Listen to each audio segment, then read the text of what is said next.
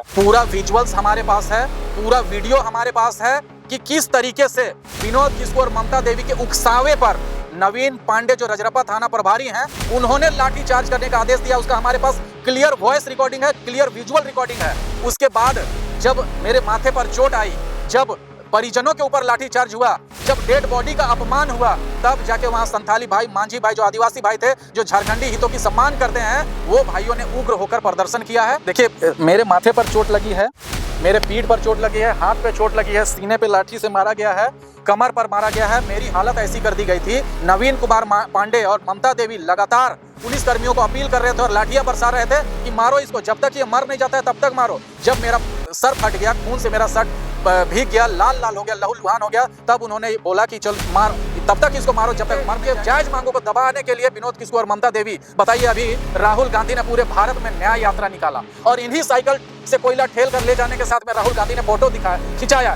क्या मतलब था कि हम इनका समर्थन करते हैं, और उसी पार्टी की कांग्रेस नेत्री उनके खिलाफ साजिश रचती है, लीपापोती करती है। बजरंग महतो फेसबुक पोस्ट में लिखते हैं कि अज्ञात वाहन की चपेट में आकर मौत हुई है, और उन्हीं की पत्नी कांग्रेस नेत्री सीएम को दिखावा में लेटर लिखती है कि पुलिस के सीधी चपेट में। तो ये दोगला रवैया पूरे रामगढ़ की जनता देख रही है। सकते हैं, अभी हमारे साथ मौजूद है केंद्रीय प्रवक्ता रामगढ़ जिला के संतोष महतो जी। और जैसा कि आप लोगों को पता होगा कि 5 तारीख को गोला थाना में जो इनके ऊपर लाठीचार्ज हुआ था, जिसके बाद ये गंभीर रूप से घायल हो गए थे और इन्हें रिम्स अस्पताल में भर्ती कराया गया था, और उसके बाद अभी ये इलाज करा के घर वापस आए हैं। तो तमाम चीजों को हम लोग जानेंगे इस वीडियो के माध्यम से कि क्या कुछ इनके साथ हुआ था उस दिन। घटनाक्रम को हम लोग इस वीडियो के माध्यम से जानने का प्रयास करेंगे। संतोष दा, पहले आपको जोहार रहेगा। आपके चैनल के तमाम दर्शकों को झारखंडी जोहार। कैसा है आपका अभी, तबीयत कैसा है? अब मैं बेहतर फील कर रहा हूं। कल तक कमजोरी थी, ब्लड ज़्यादा बह गया था, जिसकी वजह से कल तक अनकॉन्शियस जैसा महसूस हो रहा था, खड़ा हो रहा था तो बेहोशी जैसा हालत था, लेकिन अब कंपैरेटिवली सुधार है और अब मैं राहत महसूस कर रहा हूं। संवैधानिक तौर पे आप लोगों ने अपने मांग को रखा था, रोड को, जैसा कि कहा जाए कि रोड भी जाम हुआ था और थाना का गेट के बाहर में आप लोगों ने काफी देर से जाम किया हुआ था। उसके बाद आप लोगों ने जो भी मांग था उसको रखा था।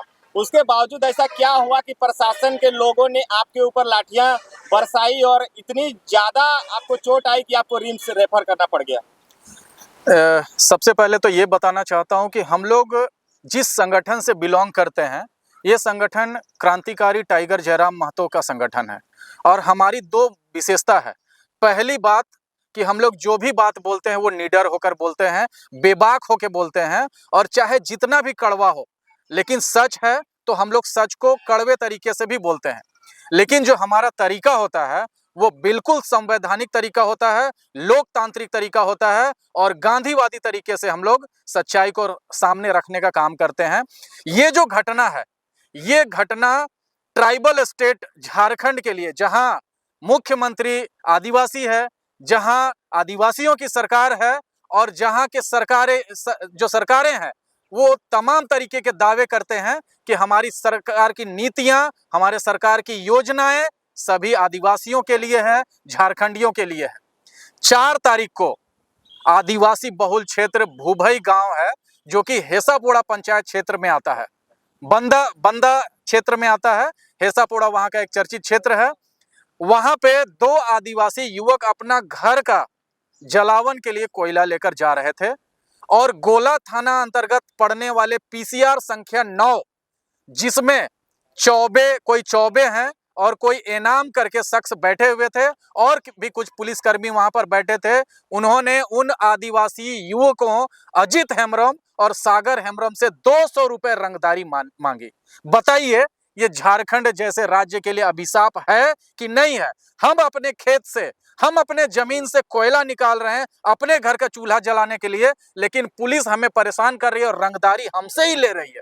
युवकों ने जब विरोध किया कि हम रंगदारी क्यों दे, तब पीसीआर के लोगों ने उनको धक्का मारा और उनके मोटरसाइकिल को सीधी टक्कर दे दी, जिसके वजह से 17 वर्ष के अजीत हेम्ब्रम की तत्काल घटनास्थल पर मौत हो गई, और 29 वर्ष के सागर हेम्ब्रम की इलाज के क्रम में मृत्यु हो जाती है। पुलिस की बेहुदगी, पुलिस की बेशर्मी देखिए कि उन लोगों को मरने को छोड़कर वो भागे भागे, आज भी पीसीआर का आगे का बम्पर का टुकड़ा वहीं घटनास्थल पर मौजूद है और ग्रामीणों ने, प्रत्यक्षदर्शियों ने देखा है कि पीसीआर संख्या ने ही दो युवकों को जानबूझकर चपेट में लिया और उनकी हत्या की है। इस हत्या की लीपापोती करने के लिए रजरप्पा थाना प्रभारी और पूरा पुलिस महकमा, गोला थाना प्रभारी और पूरा उनका टीम लग गया।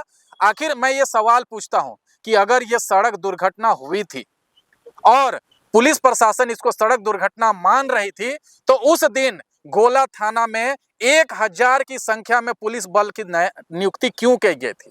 क्यों अतिरिक्त पुलिस बल रजरप्पा से मंगवाया गया था? क्यों अतिरिक्त पुलिस बल पूरे जिले से मंगवाया गया था? कहीं ना कहीं रजरप्पा थाना प्रभारी और गोला थाना प्रभारी ने यह तय किया हुआ था, क्योंकि उनको पता था कि इस घटना में कसूरवार व्यक्ति थाना के लोग हैं।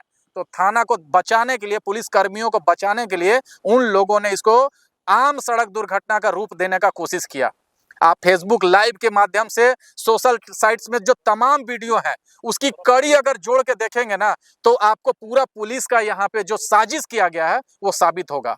डेड बॉडी लाया जाता है, परिजन, उनकी विधवा पत्नी, उनकी माँ, उनकी दूध मुहे बच्चों ने शांतिपूर्वक धरना दे रहा था और हमारी टीम, जेएलकेएम की टीम, इस धरने को समर्थन देने के लिए शांतिपूर्ण तरीके से, वैधानिक तरीके से हम लोग वहां पे बातें रख रहे थे।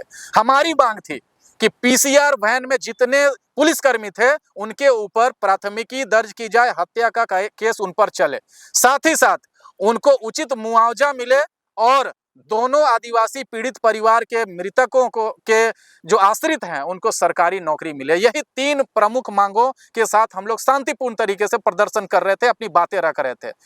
पुलिस महकमा तैयारी कर रहा था कि उनको लाठीचार्ज करना है और चिन्हित करके जेएलकेएम के नेताओं को मारना है और इस हद तक मारना है कि उनकी जान चली जाए। वीडियो में आप साफ देखेंगे कि इस मामले की लीपापोती करने के लिए कांग्रेस नेत्री ममता देवी और जेएमएम के नेता जो अपने आप को आदिवासी हितैषी बोलते हैं, विनोद किस्कू, स्पॉट पे पहुंचते हैं और संथाली भाषा में वहां जो परिवार के लोग थे, जो पीड़ित परिवार के लोग थे, उनको बरगलाने का रूपरेखा तैयार करने लगते हैं। लेकिन उनको अंदाजा नहीं था कि वहां जो बैठे हुए लोग थे, जो मृतक के परिजन थे, वो भी संथाली भाषा बहुत तरीके से जान रहे थे। इसी बीच विनोद किस्कू मुर्दाबाद और ममता देवी का मुर्दाबाद का नारा परिजन के आश्रित लोग ही, जो मृतक के आश्रित लोग हैं, उनके द्वारा लगाए जाने लगा। स्वाभाविक सी बात है भाई, आप नेता हैं, आप अगर जनता के मुद्दों के साथ खड़े रहेंगे तो आपको जिंदाबाद मिलेगा, अगर आप जनता के खिलाफ काम करेंगे तो आपको मुर्दाबाद मिलेगा। लेकिन हमें यह समझ में नहीं आया कि विनोद किस्कू और ममता देवी के साथ नवीन कुमार पांडे यानी रजरप्पा थाना के प्रभारी और अभिषेक प्रताप यानी गोला थाना के प्रभारी के साथ क्या साठगांठ है, क्या लेन देन का रिश्ता है कि इन आदिवासी युवकों के लाश पर उनको राजनीतिक रोटी सेकना था।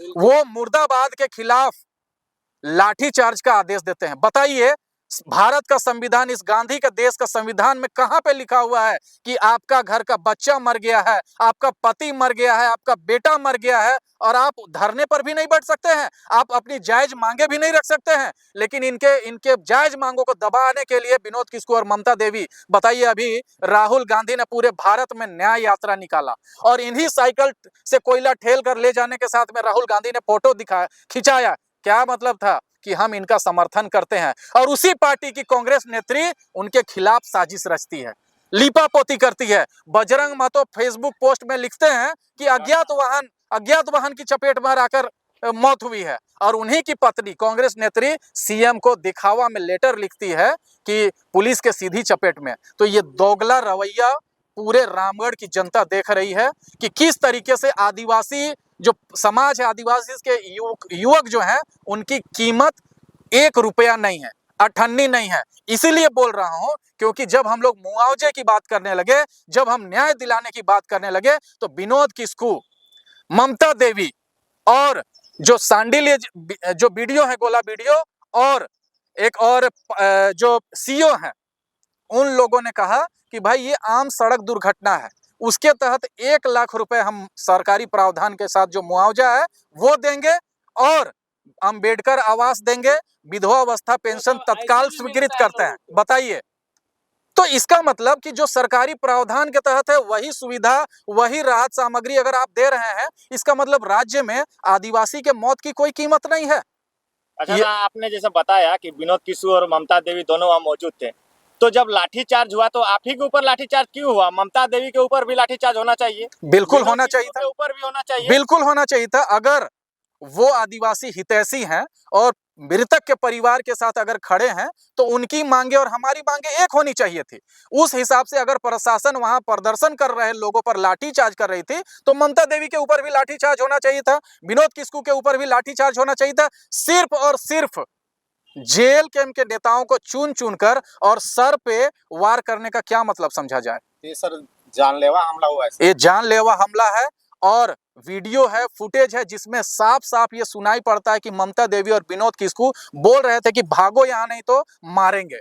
हमने देखा था आप लोगों को कुछ मैंने कहा जाए तो गलत सलत बातें भी बोल रहे थे, अंगुली भी आप लोगों को दिखाया जा रहा था। बताइए, 2019 के चुनाव में एक तरफ वो टैग लेके चल रही थी आंदोलनकारी नेत्री, बच्चे को गोद में लेकर चुनाव प्रचार कर रही थी, जेल के सलाखों का फोटो वायरल किया जा रहा था, संवेदना जगाई जा रही थी। लेकिन आज एक साथ दो आदिवासी युवकों की मौत हो जाती है, तब इनकी संवेदना कहां मर जाती है, इनकी संवेदना कहां खो जाती है? इसका मतलब अगर आपके साथ कुछ गलत होता है तब आप रोएंगे, लेकिन दूसरे के साथ अगर कुछ गलत होता है तो आप वहां पे मॉडलिंग करेंगे। बताइए, इनको सरकारी अतिथि के जैसा थाने के अंदर में बैठाया जा रहा है। भाई, आप जनप्रतिनिधि हैं, आपको जनता के साथ खड़ा होना चाहिए, ना कि पुलिस प्रशासन और जो आरोपी हैं, जो जिन लोगों की वजह से दो आदिवासी मासूम युवकों की मौत हुई है, उनके साथ आप खड़े हैं, उनके साथ हंसी ठिठोली कर रहे हैं और रात का अंधेरा होने का इंतजार कर रहे हैं कि रात के अंधेरे में इनके ऊपर लाठियां बरसाई जा सके। तो ये तो चल रहा है यहाँ पे। ये है झारखंड राज्य में आदिवासी सरकार का ये असली रूप है। क्या कहिएगा दादा, आप ही के क्षेत्र के वर्तमान के मुख्यमंत्री हैं और इस तरह से पुलिस का मनोबल बढ़ा हुआ है, खास करके देख रहे हैं रामगढ़ विधानसभा क्षेत्र में, और आए दिन कोयले का इतना अवैध खनन हो रहा है, उसके बावजूद भी शासन प्रशासन चुप है। और कोई आदमी यदि घर में अपना जलाने के लिए कोयला लेके आता है तो उसके ऊपर इस तरह से व्यवहार किया जाता है।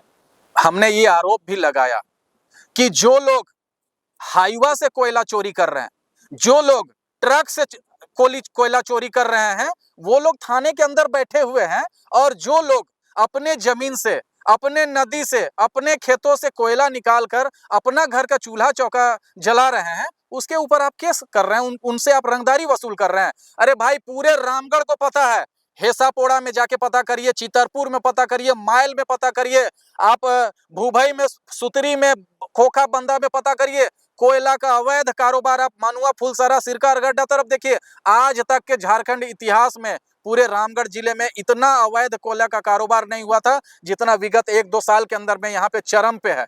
पुलिस प्रशासन के सह पर जो बड़े बड़े मगरमच्छ है, जो बड़े बड़े कोयला व्यापारी हैं, वो जेसीबी से, हाईवा से, ट्रेन से कोयला की चोरी कर रहे हैं, लेकिन आदिवासी युवकों के ऊपर पीसीआर वैन चढ़ाया जा रहा है। क्यों? क्योंकि वो अपने घर का जलावन के लिए कोयला ले जा रहे हैं और उनसे 200 रुपए रंगदारी मांगी जा रही है। तो बताइए, झारखंड ऐसा राज्य है, ट्राइबल स्टेट है, ट्राइबल गवर्नमेंट है, ट्राइबल मुख्यमंत्री हैं, लेकिन यहाँ ट्राइबल यूथ के जान की कीमत मात्र 200 रुपए है। अगर आप 200 रुपए नहीं देंगे तो पुलिस आपको गोली मार देगी, लाठीचार्ज कर देगी। आप अपने बेटे के मौत पे, पति के मौत पे, आप अपने पिताजी के मौत पे शांतिपूर्वक तरीके से धरना भी नहीं कर सकते हैं। ये दुर्दशा हो गई है रामगढ़ जिला प्रशासन की, और ये दुर्दशा हो गई है झारखंड राज्य की। लोग आपके पार्टी के ऊपर आरोप लगाते हैं कि एक जाति का पार्टी बन के रह गया, और कहीं ना कहीं देखा जाए कि जो 2 लोगों की मौत हुई थी वो आदिवासी थे।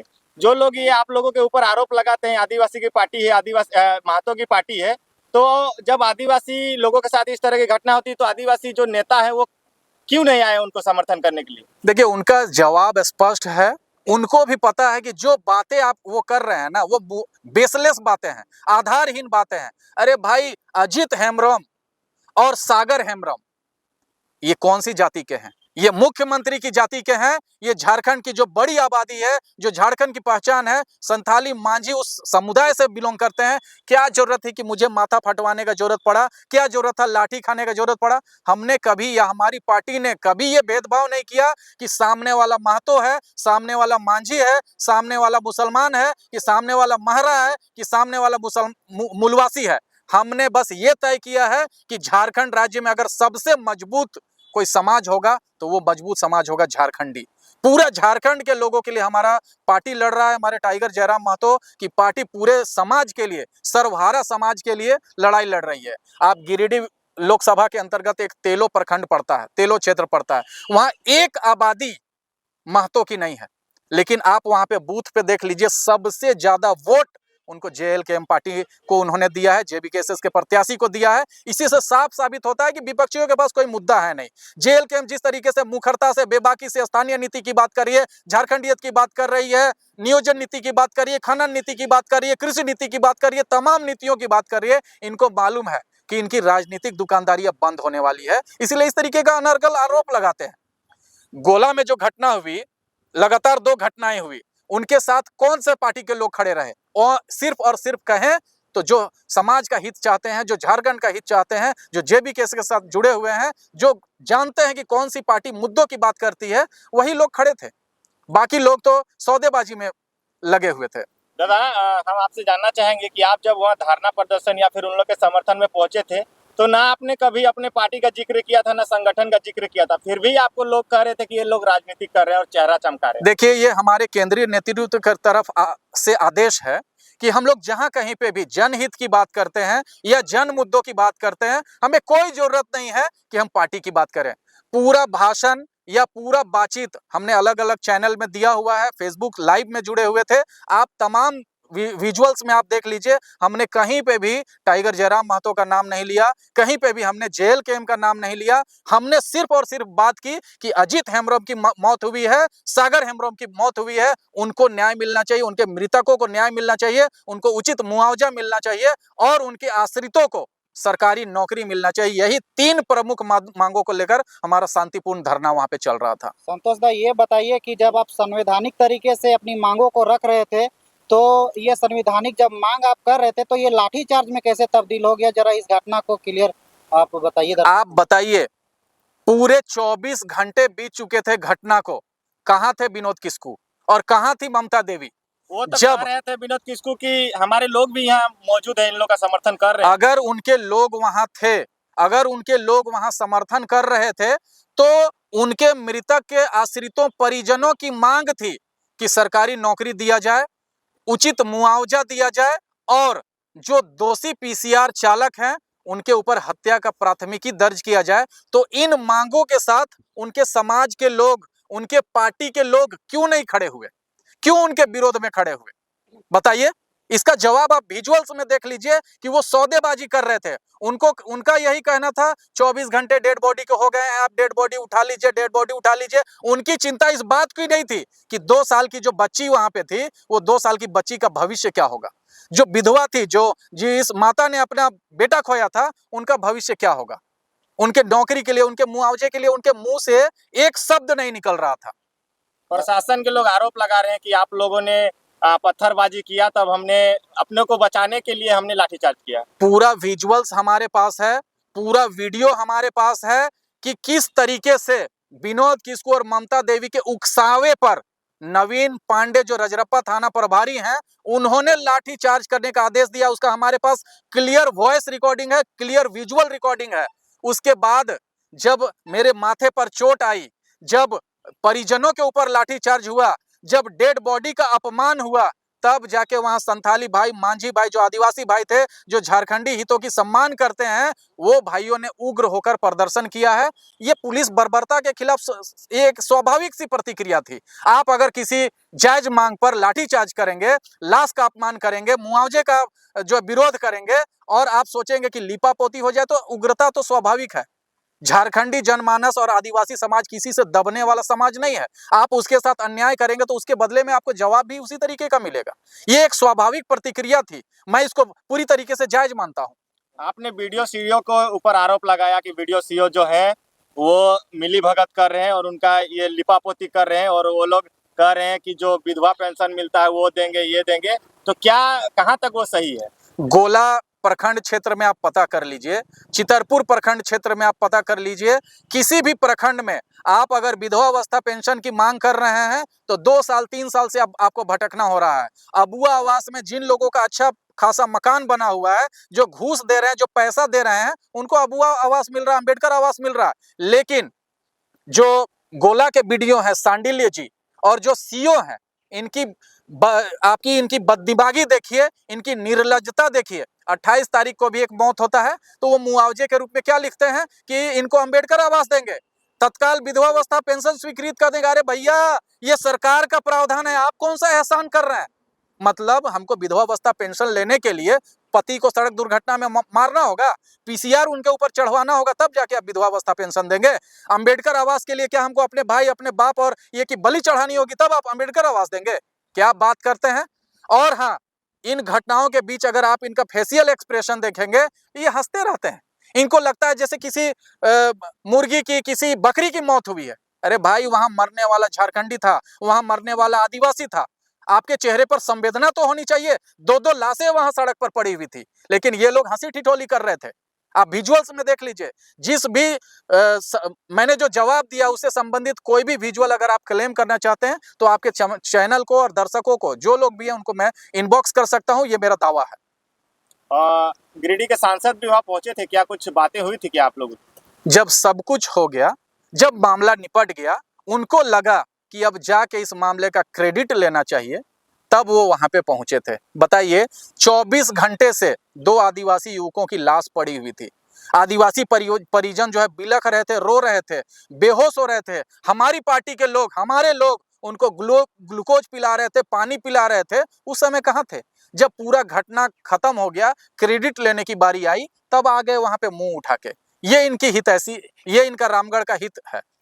जैसा कि दादा अभी सुन रहे कि जो मामला था गोला थाना वाला, फिर से आपके ऊपर शायद एफआईआर हुआ है सर। देखिए, हमने पहले भी कहा है कि हम लोग एफआईआर से नहीं डरते हैं, फर्जी केस से नहीं डरते हैं। भाई, अगर हमने आदिवासी हित के लिए बात रखी है, हमने अगर सड़क दुर्घटना में मुआवजे की मांग रखी है, अगर ये नाजायज है, ये असंवैधानिक है, तो केस करिए, मैं केस लड़ने के लिए रेडी हूँ। लेकिन हाँ, गोला थाना में 28 तारीख को भी मैं पहुंचा था, फिर उसके बाद 4 तारीख को भी पहुंचा। अगर आज किसी तरीके की अनहोनी होती है, अन्याय होता है, तो आज भी मैं पहुंचूंगा, भले मेरी गिरफ्तारी क्यों ना हो जाए, भले मेरे ऊपर गोली क्यों नहीं चल जाए। मैं डरने वाला नहीं हूं। और हम लोग एक ऐसी पार्टी से बिलोंग करते हैं जिस पार्टी का ही पंचलाइन है कि हम एग्रेशन में भरोसा करते हैं।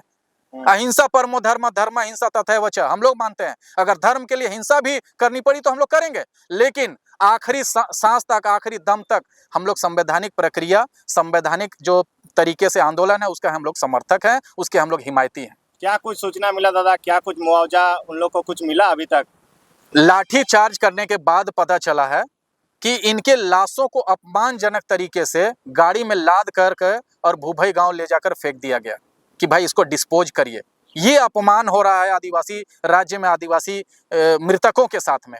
कोई मुआवजा नहीं मिला है, लिपापोती कर दी गई है, और दूसरा जो मृतक के परिजन हैं उनको उल्टा डराया जा रहा है, धमकाया जा रहा है कि हमारा मुख्यमंत्री तक पहुंच है, हमारा पुलिस तक पहुंच है, उल्टा तुम लोग के ऊपर चोरी का केस लगा देंगे, तो रंगदारी का केस लगा देंगे, शांति व्यवस्था भंग करने का केस लगा देंगे। तरह तरीके से डरा कर उनके डेड बॉडी को डिस्पोज करा दिया गया, मृतक के परिजनों को चुप करा दिया गया। क्या आपको लगता है कि जो घटना में आप लोग को केस खाना पड़ा और ग्रामीणों को जो केस खाना पड़ा, ऐसा जानकारी मिला है कि 500 लोगों पर एफआईआर दर्ज किया गया है, तो क्या इसका पूरी घटनाक्रम में सिर्फ ग्रामीणों का और सिर्फ आप ही दोषीवार थे? क्या इसके पीछे पुलिस प्रशासन का दोष नहीं था? कहीं ना कहीं आप लोग जायज मांग कर रहे थे, यदि समय पर वो लोग मांगों को आपकी मान लेते तो शायद इतना जल्दी जो जाम है वो छूट जाता है और कहीं ना कहीं ऐसी घटना नहीं घटती। तो अगर एफआईआर में दर्ज है कि 500 लोग थे, इसका मतलब 500 लोगों ने आदिवासी परिवार के इस मुद्दे का समर्थन किया था। 500 लोग अगर उनका समर्थन कर रहे थे, उनके मांगों का समर्थन कर रहे थे, उनके मुद्दे का समर्थन कर रहे थे, भाई मैं मान लेता हूं कि मैं राजनीति करने गया था, लेकिन जो आम ग्रामीण 500 लोग पहुंचे हुए थे, हालांकि ये संख्या 1000 से ज्यादा थी, लेकिन अगर किसी मुद्दे पर 500 लोग, 1000 लोग अगर जुटते हैं तो वो मांग कभी भी नाजायज नहीं होता है, गलत नहीं होता है, असंवैधानिक नहीं होता है। 500 लोगों के मांगों के खिलाफ आपने लाठीचार्ज किया है, इससे साफ पता चलता है कि आपकी मंशा कहीं ना कहीं पुलिस कर्मियों को बचाने की थी और दोषियों को बचाने की थी। दादा, यदि आप लोग सत्ता या फिर पद में आते हैं, आपकी पार्टी इस शासन प्रशासन की व्यवस्था को किस तरह सुधारिएगा?